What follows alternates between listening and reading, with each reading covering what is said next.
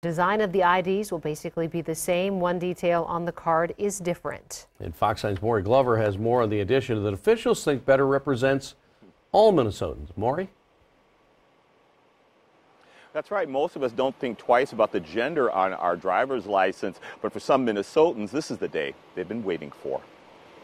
Here's another cabinet. In his 27 years, Medicine Lake volunteer firefighter Minnesota Jay Zappa has identified as both a man and a woman.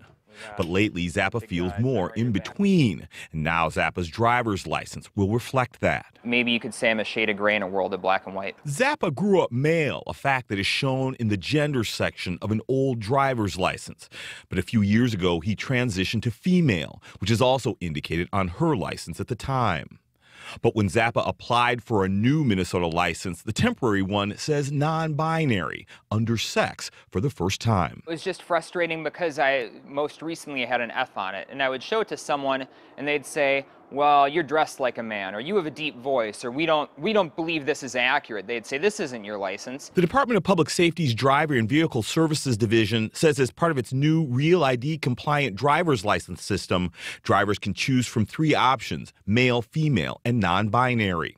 The division says licenses will either have an M, F, or X in the gender section, and that it was a business decision to offer a 3rd option to better serve all Minnesotans. I feel good. I know other people have accomplished this in a few other states. It started on the West Coast a couple years ago, and more and more states are recognizing that non-binary people exist and that we ought to be legally recognized. Zappa knows having an X on his license may prompt more questions, but he also hopes it inspires other non-binary transgender people to do the same. I think this is one more step in recognizing trans people to be who they are, and that we're legitimate and that we're out there.